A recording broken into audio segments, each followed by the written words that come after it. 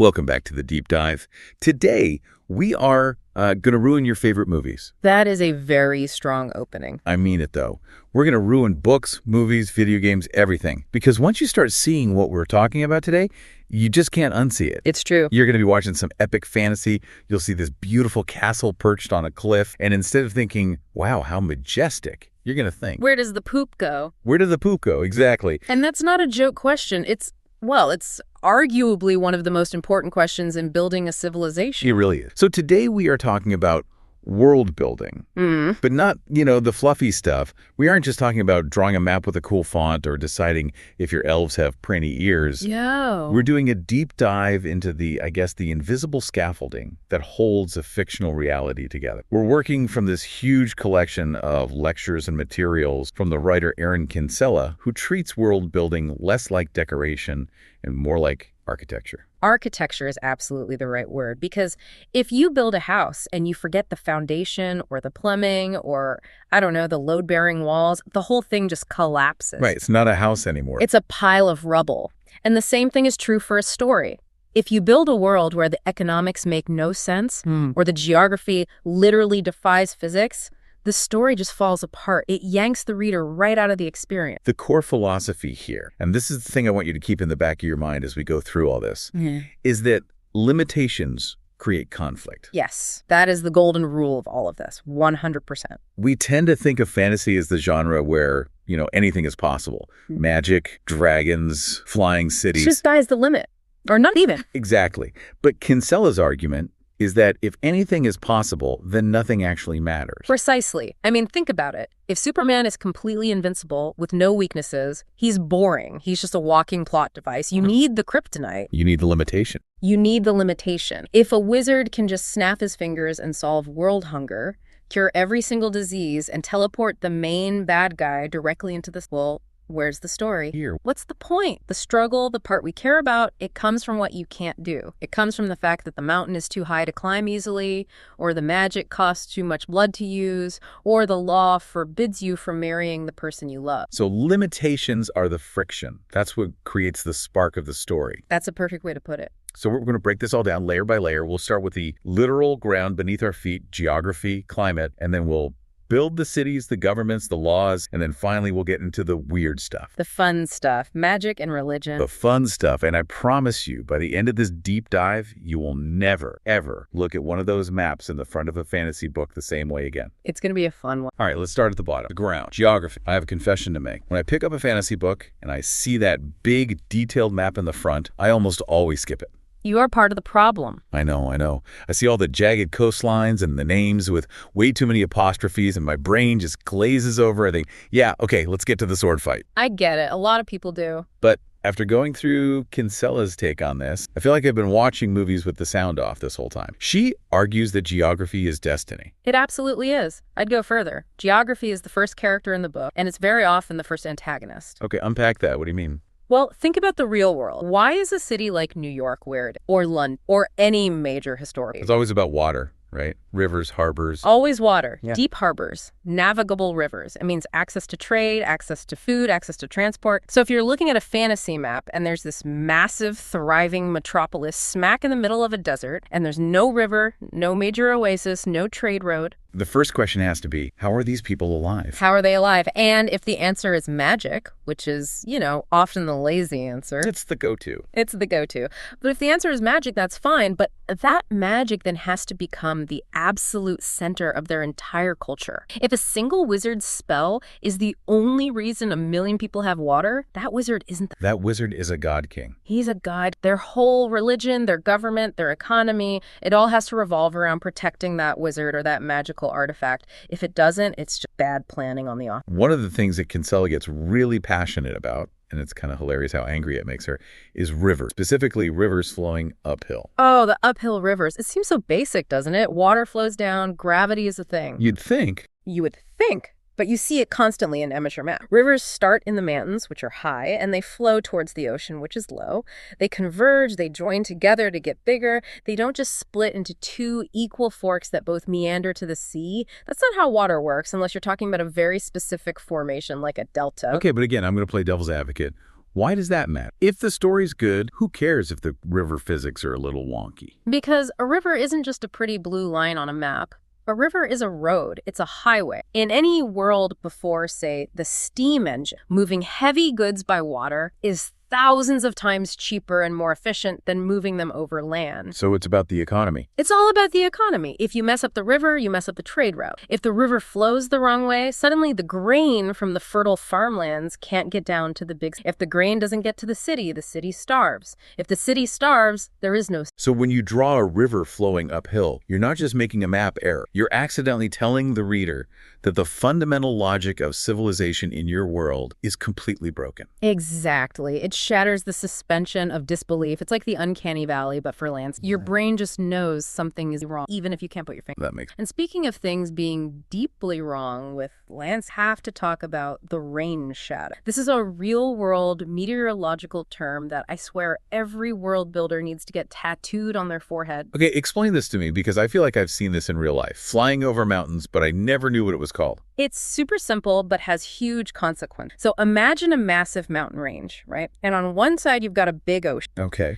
The prevailing winds blow all this moist, humid air from the ocean towards the land. The air hits the mountain range, and it has nowhere to go but up. Right, it gets forced upward. And what happens when warm, moist air rises down? And cold air can't hold as much moisture as warm air, so it has to dump all that water as rain. So one side of the mountain is a rainforest. It's lush, it's green, it's constantly wet. Exactly. Think about the Pacific Northwest in the US or the west coast of Norway. Now that air, having dropped all its water, finally makes it over the peak of the mountain and starts to come down the other side. But it's empty now. It's completely dry. It's just dry, often warm air descending. So what do you get on the other side of the mountain? A desert. A desert. That is the rain shadow. You have a single wall of rock. On the western side, a thriving rainforest. On the eastern side, a barren waste. And that single geographical feature just created two completely different cultures that are probably going to hate each other. Yes, you've just done 90% of the work. On the wet side, you've got farmers, you have timber, people build permanent cities. Their gods are probably water gods or forest spirits. Their whole culture is about stability and agriculture. And on the dry. You can't farm. It's impossible. So you have nomads, herders, maybe raiders. Their culture is based on movement, on finding the next oasis. They're probably tough, militaristic, and they look over the mountains at the rich, soft people on the wet side and think, we should go take their stuff. We should go take their stuff, and boom, there's your central conflict for the next 10 books. And you didn't have to write, the sand people are evil because they're evil. No. You wrote, the sand people are hungry because they live in a desert created by a rain shadow. That is so much more compelling. Geography is destiny. I get it now. It really is. Okay, so we've got our water, we've got our mountains, our rain shadow. People naturally start to cluster where the resources are. A small settlement is built, then it gets bigger. And now we have a city. And now we have a logistical nightmare. Why is a city a nightmare? We love cities. We love modern cities with plumbing and electricity and supermarkets, but Kinsella points out that we have this Hollywood idea of ancient city. We see these movies and imagine these sprawling pre-industrial megacities with millions of people, stone towers scraping the sky, bustling crowds everywhere. But that wasn't the reality. Historically, it was almost impossible. Let's look at the number. Jericho, right. One of the oldest continuously inhabited cities in the world. Okay. At its absolute peak, Jericho had maybe 2,000 people. 2,000? That's not a city, that's a large high school. And to the people living at the time, that probably felt, imagine you spent your entire life in a nomadic tribe of 50 people. Coming to a walled town with 2,000 strangers is mind-blowing. So what was the exception? Rome. Ancient Rome was the big anomaly. At its height, it hit 1 million. But we have to understand that Rome was a logistical freak of nature. It was an outlier. It wasn't the norm. Not at all. To keep 1 million people alive in one spot without modern trucking or refrigeration, it was a constant, desperate struggle. They had to import massive amounts of grain from as far away as Egypt. They built an entire empire just to feed the capital city. And the water. The water. They needed those famous, massive aqueducts to bring in clean water from miles and miles away because the local Tiber River was basically an open sewer. So if you're reading a fantasy book and the author says, here is the capital city of 1 million people, but it's landlocked, surrounded by a rocky wasteland, and they don't have a magical food and water portal. They're all dead. They starved to death in a week. They become cannibals in 2 weeks. It's that simple. Mm. You have to ask the hard question. Where is the food coming from? And even more importantly, where is the poop going? Ah, yes. The unglamorous but vital side of world building. Sanitation. It is the single biggest limiting factor on pre-industrial city growth. If you have 10,000 people living together and no functional sewer system, you don't have a city, you have a disease factory. Cholera, dysentery, typhoid. These things killed way more people throughout history than swords and arrows ever did. An army could be defeated without a single battle, just by bad water. So if your hero is walking through the slums or the poor district of a fantasy city, don't just tell me it's dark and gritty. No, describe the smell, the overpowering stench of open sewers and rotting garbage. The fact that people are literally stepping over human and animal filth in the streets. And that detail tells you so much about the world. It tells you everything. It tells you about the government, that they don't have the infrastructure or the money or the will to clean the street. It tells you that life is cheap. It tells you about the daily health risks everyone faces. It grounds the fantasy. It makes the dragon flying overhead feel more real somehow, because the person looking up at it is standing in ankle-deep mud and filth. Contrast is absolutely key. And speaking of contrast, let's talk about the verticality of these cities. Kinsella has this great concept she calls the top floor versus bottom floor dynamic. This was a huge aha moment for me when I was reading the note. In our world today, the penthouse is the ultimate status symbol, right? Of course. You want to be at the top, the view is better, it's quieter, you get to literally look down on all the peasants. But why is the penthouse so desirable? What's the one piece of technology that makes it pop? The elevator. The elevator. Now, take that away. Imagine you live on the 6th floor of a tenement building in ancient Rome or medieval Paris. There is no running water. Okay. You need water for everything. To cook, to wash, to drink. So every single day, you have to walk down 6 flights of stairs, go to the public fountain, fill up a heavy wooden or clay bucket, and then haul it all the way back up 6 flights of stairs. And then you have a bucket of waste that you need to get rid of. Right, which you then have to haul all the way back down, or more likely you just chuck it out the window. Ugh.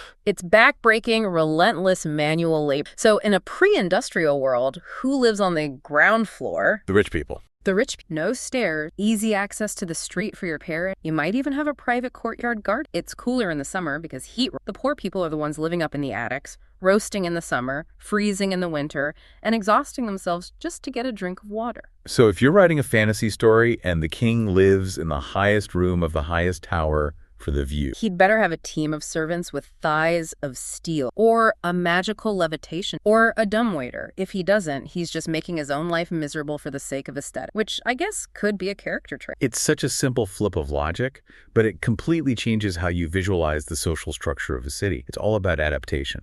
And Kinsella talks about how architecture adapts to climate too. Yes, this is huge. You don't just build a generic castle. If you live in a hot, arid desert, you don't build a dark stone castle with tiny windows. That building would turn into a convex. So what do? You build with thick mud brick or adobe, which is a fantastic.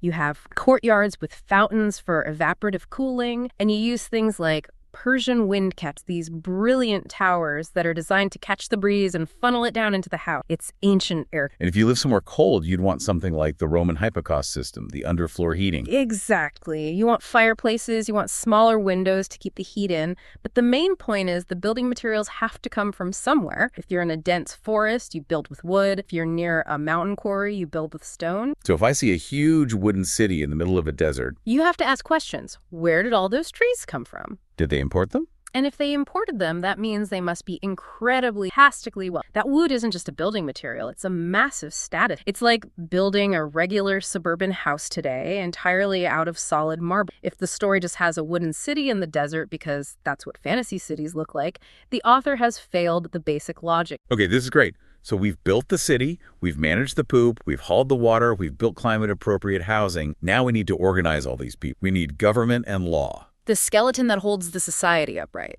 I feel like in a lot of fantasy, especially older stuff, we basically get 2 options. Yeah. You have the good king or you have the evil emperor. The benevolent dictator or the malevolent dictator, yeah. It's a bit. Just a bit. But the menu of power is so much richer and more interesting than that. You have oligarchies, which is ruled by a small group of the rich. You have theocracies, ruled by the priests or a religious council. You have constitutional monarchies, where the king is really just a figurehead and a parliament or a council does all the real work. You have direct democracies, representative democracies. All sorts of things. But the question that Kinsella says is more important than what is the government is it stable? That's the crucial question for the plot, is It's everything for the conflict. Has this government been in place for 1,000 years, solid as a rock? Or are we 5 minutes away from a bloody revolution? If you have an absolute tyrant on the throne who executes people for looking at him funny, but the city is peaceful and productive, you have to ask why. Is everyone just terrified or brainwashed? Or is the economy just really, really good? People will put up with a shocking amount of tyranny if their bellies are full and they feel safe. This is the whole bread and circuses concept from Rome. Keep the masses fed and entertained, and they probably won't try to overthrow you. But the moment the grain shipments stop, The tyrant's head ends up on a pike, and another source of conflict is asking who gets to be a citizen. This is a massive driver of conflict throughout all of human history. history is pretty much defined by who gets excluded. It is. Think of Athens, the so-called birthplace of democracy. Only a tiny fraction of the actual population. No women, no slaves, no foreigners. They weren't considered citizens. So if you're building a world, defining who is not considered a person is where you find. If your main character belongs to that excluded group, their entire existence is a political act. They are fighting for the simple right to be. And that struggle leads us directly to law. I love the phrase Kinsella used. Laws show what a society values. They really do. It's a perfect diagnostic. Let's do a quick thought experiment. Imagine a society where the punishment for stealing a loaf of bread is to have your hand cut off. But the punishment for assaulting someone, for punching them in the face, is just. That society values property, a loaf of bread, more than it values a person's physical safety. Exactly. You know everything you need to know about that priorities just from those. And then you have the application of. Kinsella brings up the Code of Hammurabi. The famous an eye for an eye. It's actually a lot more specific and, frankly, terrifying than just that. A key feature of the Code of Hammurabi is that, in many cases, intention was completely irrelevant. It only focused on the outcome. So if I'm working on a route and I accidentally drop a tool and it falls and kills someone below, You're a murderer. The penalty is death. It doesn't matter that it was an accident, that you slipped, that you didn't mean to. The outcome was a death, so the payment is. wow, imagine living in that world. You'd be constantly paranoid. You'd be incredibly careful about everything you do. You wouldn't get into casual bar fights. You probably wouldn't even shove someone in a crowd. It would create a society that is, on the surface, very polite, but also very rigid and fearful. And that creates a very specific atmosphere for a story. Totally. Contrast that with, say, a lawless frontier town where you can shoot someone in the street in broad daylight and the sheriff just shrugs. Two totally different. And sometimes the law itself is what creates the criminal. Yeah. The Anne Bonny example from the lectures is perfect. Right. Anne Bonny, the famous female pirate. We have this pop culture image of pirates as these chaotic, evil villains who just love to plunder. But historically, piracy was very often an act of economic desperation. If you were a sailor in the Royal Navy, you got paid pennies, you were fed rotten food, and you could be flogged for minor infractions. For many, piracy wasn't a moral failing, it was a career move. A better option. A much better option. So Anne Bonny wasn't necessarily evil in a vacuum. She was more likely a disadvantaged survivor in a world with no good choices for her. Unjust laws are just the best plot kettle. If the law says it is illegal to practice magic, and your main character is a teenager who suddenly wakes up with sparks shooting out of their fingers. The conflict is already there. Their mere existence is now a crime. They have to hide who they are. They have to find an underground network of others like them. You don't even need a Dark Lord to fight. The conflict is just trying to survive against a system that wants to erase. Let's touch on the economy of labor and education first, specifically what Kinsella calls the 20-year-old general. This is a major pet peeve of hers, isn't it? Oh, she despises this. And frankly, so do I. You see it constantly, especially in anime and YA novels. The main character is 19, maybe 20 years old, and they are the supreme commander of the Royal Army. They're the best swordsman in the entire. They're a master tactician who regularly outsmarts grizzled veterans twice their age. And they always have fantastic hair. The hair is non-negotiable, but it's just a fallacy. High-skilled job time. Cannot be a master swordsman at 20 unless you were some kind of supernatural prodigy. And even if you are, you can't be a master tactician because strategy isn't just about talent. It requires experience. It requires failing a lot. It requires seeing battle plans fall apart. It requires understanding logistics and morale and how real, tired, scared people actually move on a battlefield. It's the 10,000-hour rule, right? You just haven't been alive long enough to have put in the 10,000 hours. So if a writer wants a young general, how do they make it believable? They have to earn it. They have to show the work. Show us that this character was raised in a brutal, Spartan-style military academy from the age of 4. Show us the physical and emotional scar. Show us that they have zero social skills because the only thing they know is violence and strategy. You have to make it a tragedy. Yes. Don't make it cool and aspirational. Make it sad and deeply dysfunctional. That's what makes... Okay, let's pivot from the big structures to the texture of daily life, culture. The little details that make a world feel lived in. Let's start with language. Language, the ultimate barrier and the ultimate tool. But in so many books and games, everybody just speaks the common tongue. Which is, convenient for the writer, but it's a huge missed opportunity for If everyone speaks the same language, you lose that classic fish out of water. Explain that. Well, imagine your hero travels to a distant foreign. If they can just walk into any tavern and perfectly order a beer and understand all the local gossip, there's no tension. But if they walk in, try to order a beer using their phrase, and accidentally use the word for queen is a warthog. Now you have a scene. You have a bar fight. Now you have a bar fight. Misunderstanding is such a great source of organic drama and comedy, and it forces the character to be vulnerable, to rely on a translator to actually learn and adapt. And what about names, place names? Oh, names are just fossilized. A good name tells a story. King's Landing from Game of Thrones is a perfect example. It's not just a cool sounding, it tells you a specific historical event happened. A king. Simple, clear. Or a real-world name, like Strat. Strat comes from the old Roman word for a paved road, a street, and a ford is a shallow river cross. So Stratford literally means the place where the road crosses the river. Script. So names should be layers of history and geography. They should be. If you have a city called New Hope, that name implies there was probably an old Hope that was destroyed, or that the founders were escaping some terrible disaster. It implies a history of suffering and a desire for a better. A name like Terminus sounds like the end of the line, the edge of the civilized. Let's talk about food, because Kinsella argues that food is so much more than just set dress. Food is survival first. And this is another area where writers often cheat with what I call the Lemba's bread trope. One small bite is enough to fill the stomach of a grown man for a day. Exactly. It's magical weight. And it exists because most writers don't want to deal with the boring logistics of hauling around hundreds of pounds of grain and salt. But the logistics of the story. The logistics are the story. An army, as they say, marches on its stomach. If you have an army of 10,000 soldiers, you need literally tons of food delivered every. The supply line becomes a more important target than the cast. If you can cut the supply line, the army just melts away. They desert or starve. Exactly. A hungry soldier doesn't fight well. So instead of ignoring the food, lean into it. Maybe the conflict is that the soldiers are eating maggot-infested hardtack and they're on the brink of mutiny. Maybe the hero is on a solo quest and they run out of food. Now they have to hunt. But what if they don't know how? Now they're starving. And a starving character makes desperate, interesting choices. What about clothing? We talked about the penthouse as a status symbol, but clothing is... Purple dye is the classic. In the ancient world, the most vibrant purple dye came from the crushed glands of a particular species of snail found in the Mediterranean. It was a disgusting, smelly process. And it took thousands and thousands of these tiny snails to produce enough dye for a single garment. It was literally worth more than its weight in gold. So only the emperor or the super elite could wear purple. Right. In some places, it was a capital offense for a commoner to wear it.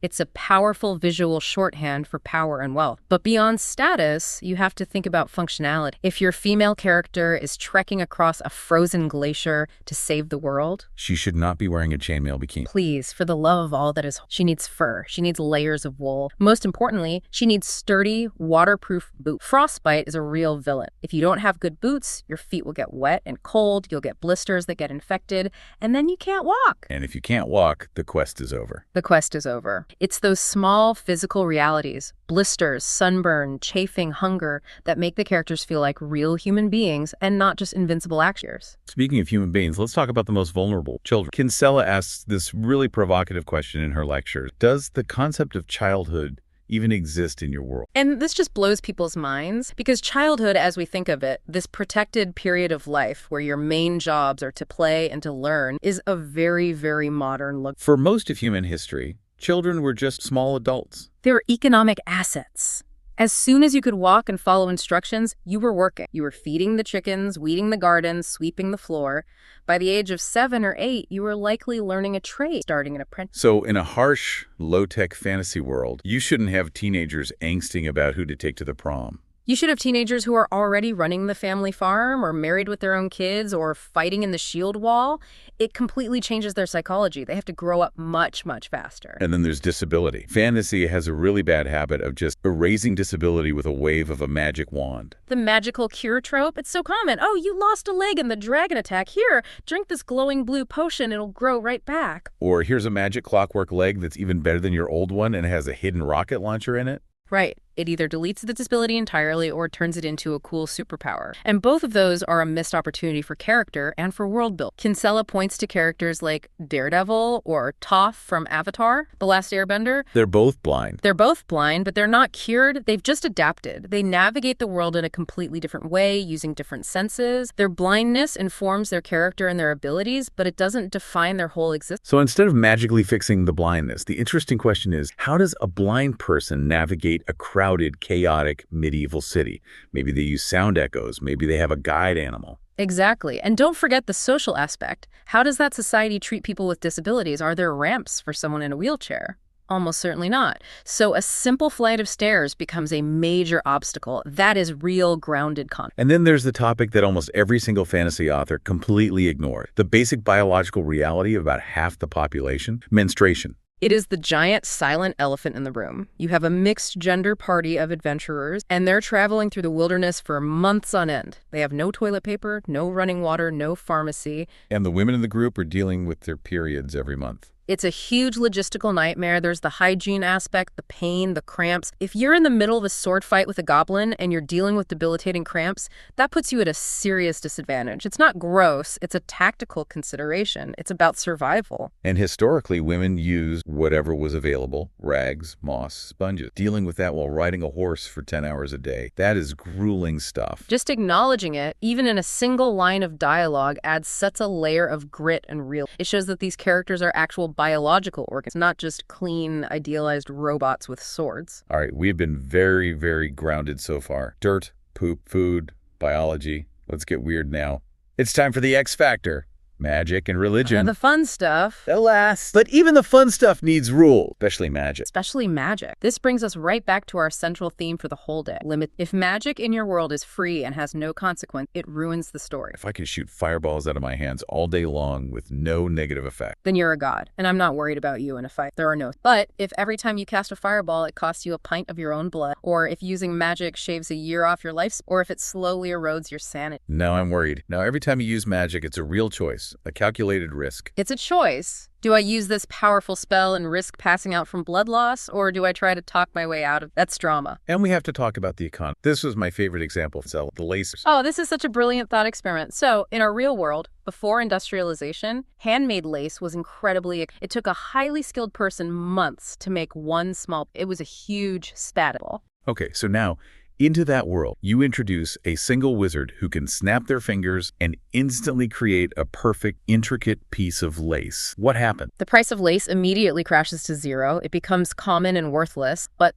the ripple effect is the real story. All of those professional lace makers are now out of a job. They starve. And it doesn't stop there. It doesn't. The farmers who grow the flax to make the thread for the lace, they go out of. The merchants who ship the flax go bankrupt. People who make the lace-making tools are out of work. One little utility spell has just created a massive regional recession. So in that world, the powerful guild of lace makers might hire an assassin to go kill that wizard. Exactly. Or maybe the king and the guilds get together and make a law. Magic is illegal for commercial use. You can use magic for war or for healing, but you are forbidden from using it for manufacturing because it will crash the entire economy. So it's not a story about magic is evil. Yeah. It's a story about magic is bad for the GDP. I love that, and it's so much more interesting. What about healing magic? This is another classic tension killer in stories. It really is. If the party's healer can fix a fatal stab wound in 3 seconds with a gentle glow, then getting stabbed doesn't matter anymore. The physical stakes are just gone. So how do we put the limitations back in? How do we make it tense again? Trauma. Maybe the magic can knit the skin and muscle back together,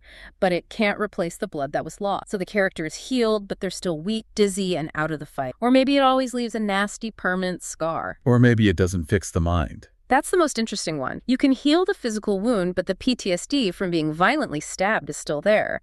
Magic shouldn't be a simple undo button for concept. And Kinsella mentions the Florence Nightingale effect. Yes. This is a real psychological phenomenon where a patient develops romantic feelings for their caregiver because of the intimacy and vulnerability. In a magical context, healing is often very intimate, laying on of hands, maybe connecting minds or sharing life. That intimacy can easily lead to romance. It can, but it can also lead to complicated power dynamics and emotional dependence. It's a fantastic source for character. One more magic thing we have to talk about, love potion. Oh boy, yes, we need to talk. In so many stories like Harry Potter or Shakespeare, it's played as a joke. A lighthearted comedic plot device. Oops, he drank the potion, now he's hilariously in love with the wrong person. But if you actually stop and think about what a love potion does, it's absolutely horrific. It chemically removes a person's free will. It forces someone to feel intimacy, attraction, and desire against their conscious consent. It's chemical assault. It is. It's a profound violation of a person's autonomy. If you're going to write a love potion into your story, you need to treat it with the seriousness it deserves. It's a horror element, not a fun. That's a really important point. Okay, let's pivot to magic's close cousin, religion. The note here from Kinsella is simple. Diversity. Please never have just one. The dreaded the church. It just feels so artificial and monolithic. Look at our own world. There are thousands of distinct religions. And even within a single religion, like Christianity, you have Catholics, Protestants, Orthodox, evangelicals, Gnostics. And they have not always gotten along. That's the understatement of the millennium. Your fantasy world should be just as messy. It should be a tangle of schisms, heresies, cults, folk traditions, and state-sponsored religions, all competing for influence. And the big question you have to answer, are the gods real? Are they tangible? Right. Is it a world like ours, where gods are a matter of faith? Or is it a world where the god of war literally walks onto the battlefield, 20 feet tall, and is glowing with divine power? That changes everything. You don't have faith in that God. You have direct evidence. Exactly. Your relationship isn't based on faith. It's based on fear and negotiation. You don't pray, oh, great God, I hope you exist. You pray, oh, great God, please don't step on my house. It becomes a much more transactional relationship. I will sacrifice this cow to you, and in return, you will make it rain. Okay, this is our final section. We've built the world, the people, the magic. Now we need the engine that drives the plot forward through time, conflict, and history. History is the context. It explains why the world is the way it is today. But you have to remember the golden rule. The unreliable narrative. History is written by the victim. The history that your characters learn in school is almost certainly propaganda. Oh, absolutely. They might believe that their glorious empire was founded 1,000 years ago by a noble hero who united the land and saved the world. But the people in the neighboring country, the one their empire conquered, their history books say that noble hero was a genocidal, bloodthirsty maniac. And a huge part of a character's journey can be discovering that their entire history book is a lie. It's a classic and incredibly powerful plot arc, and usually that history is shaped by one thing above all else: war, the great disruption. War changes everything. The landscape, the economy, the population.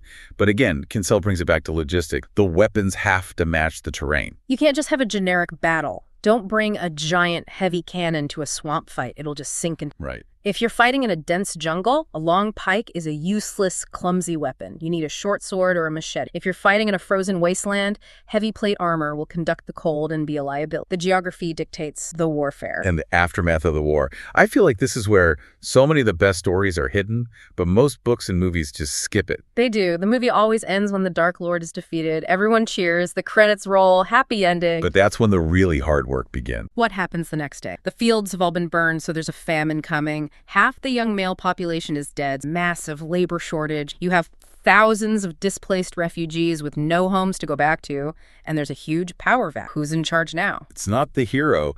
They're good at swinging a sword, not at tax policy. So who fills that vacuum? Warlord, corrupt politician. The aftermath is about reconstruction, but it's also about trauma. A society that has been at war for 20 years doesn't just switch back to peace mode overnight. You have an entire generation of people who only know how to kill. Reintegrating them into a peaceful society is a massive challenge. And it's just a rich soil for storytelling. The rich. Finally, let's talk about the simple act of getting from A to B transport. The galloping everywhere myth. So cool in the movies. Why would you walk when you can gallop majestically across a... Because horses are living animals, not motorcycles with fur. You cannot gallop a horse for hours on end. You will literally run it to death. A horse can comfortably travel at a walk or a trot, maybe 30 miles in a day.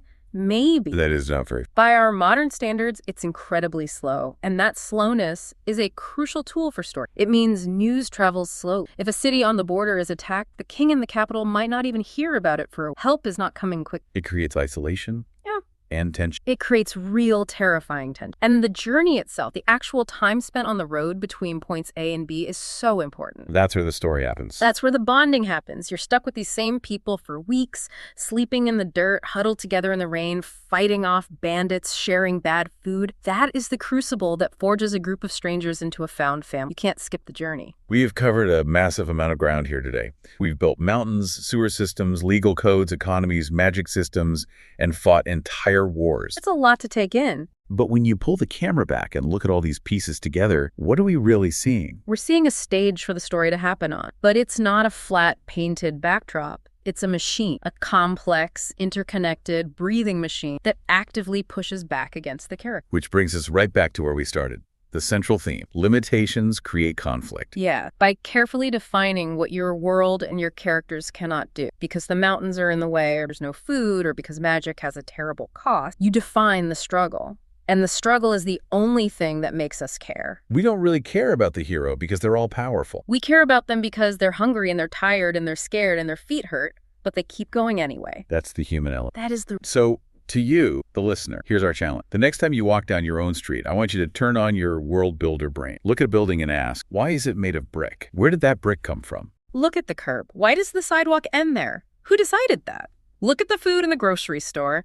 How did that banana get here from thousands of miles away without rotting? Once you start to see the invisible structures all around you, the supply lines, the legal codes, the buried history, I promise you will never see your own world or any fantasy world the same way again. It's a whole new way of... Thanks for diving in with us today. We'll see you next time.